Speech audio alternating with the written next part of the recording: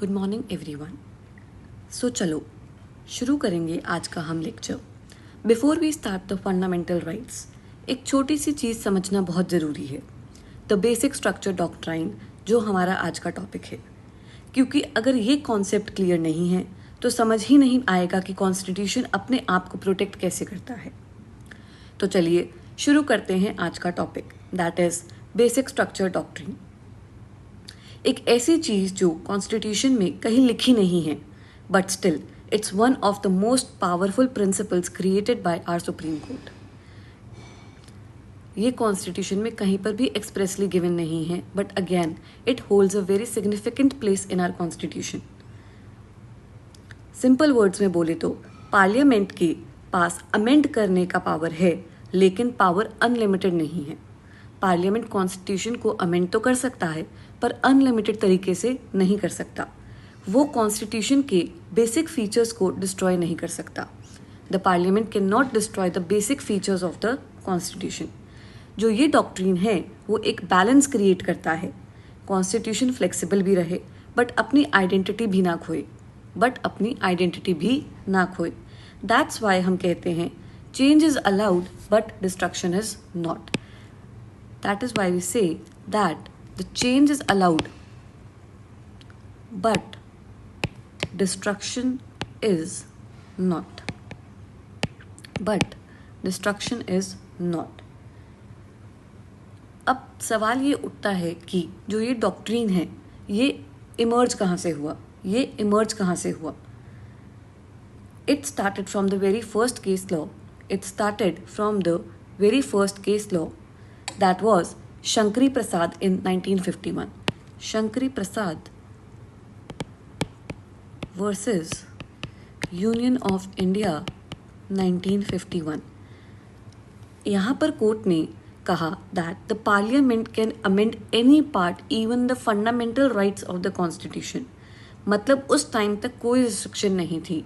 मतलब when this case law came, that is Shankari Prasad versus Union of India, there was no limitation power on the amending power of the constitution.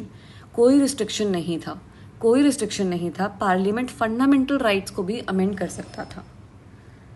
Again in Sajjan Singh versus union of India, the court said in 1965 that parliament can amend. दोनों case law में same बात कही गई, but कुछ जजेस ने doubt raise किया था। सम जजेस raised doubt at that particular time also कि क्या पार्लियामेंट सब कुछ बदल सकती है। Then in the case law of Golaknath versus state of Punjab in 1967, यहाँ पर एक टर्निंग पॉइंट था where the court said the parliament can not amend the fundamental rights under article 368.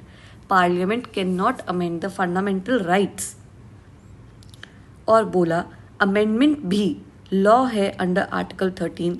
तो अगर फंडामेंटल राइट्स वायलेट हो रहे हैं तो वो भी वॉइड होगा। यहाँ पर दो चीज़ों की बात की कोर्ट ने। First, it said that parliament can not amend the fundamental rights under article 368, and at the same time it also said that amendment is also law under article 13. यहाँ से गवर्नमेंट और पार्लियामेंट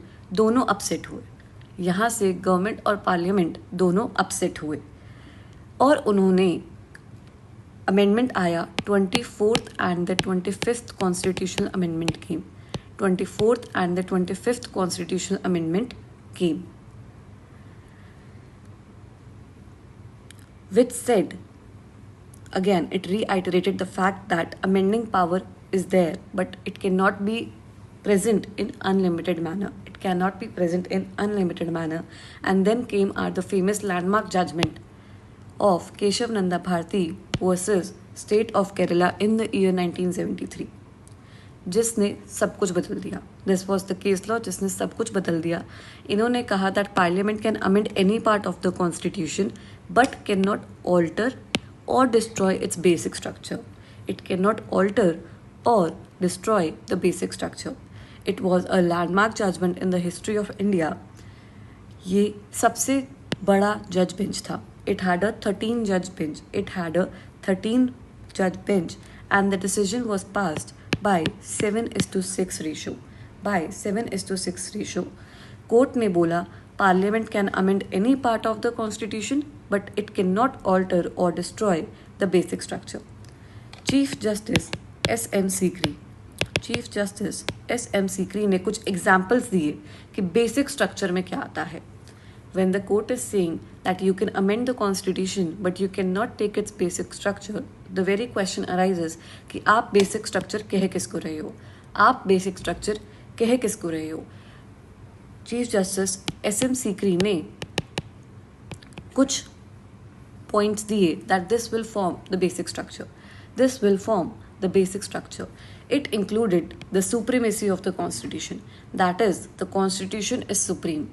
अगर कुछ ऐसे आपके laws हैं जो fundamental rights को या कॉन्स्टिट्यूशन को वायलेट कर रहे हैं, it will be declared void because the constitution is supreme.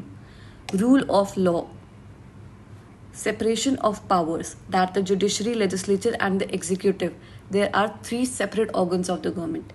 They are three separate organs of the government, although they do interfere with the functions of each other. Although they do interfere with the functions of each other, and that is why we have the feature of judicial review. That is why we have the feature of judicial review. कि कोई भी अपनी power ज़्यादा exceed ना कर दे, कोई भी अपनी पावर ज़्यादा एक्सीड ना कर दे.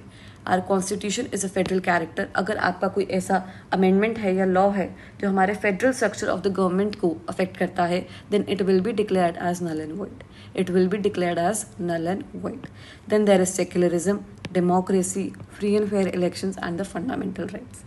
All of this forms the basic structure of the constitution.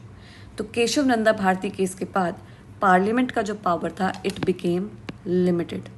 It became limited. Amendment कर सकते हो पर कॉन्स्टिट्यूशन के सोल को नहीं बदल सकते हो, कॉन्स्टिट्यूशन के सोल को नहीं बदल सकते हो. डॉक्ट्रीन यहाँ रुकता नहीं है. आगे के केसेस में इसे और शेप दिया गया है, आगे के केसेस में इन्हें और शेप दिया गया है. Just like in the case law of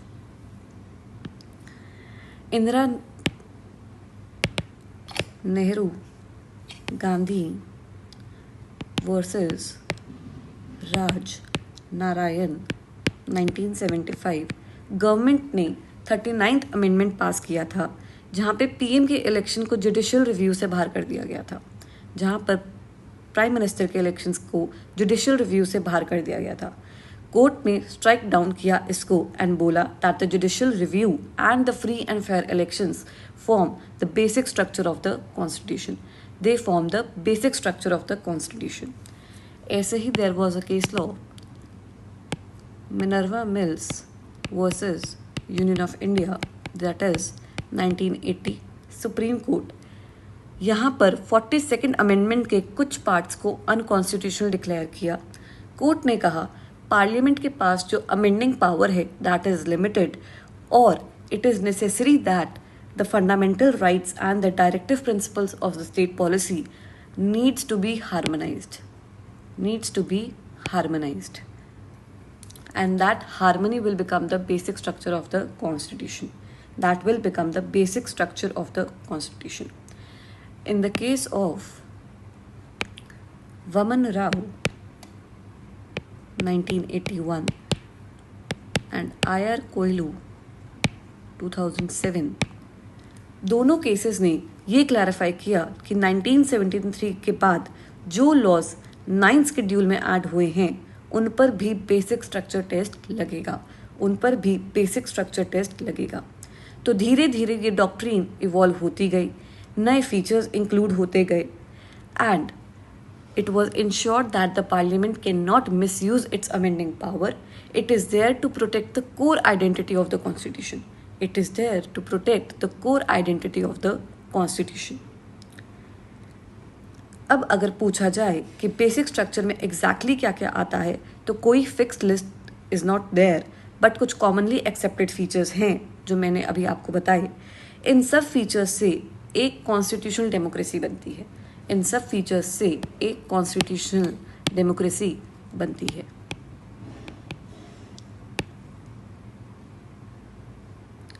अब ये डॉक्ट्रिन इम्पॉर्टेंट क्यों है? Because it acts as a self defence mechanism.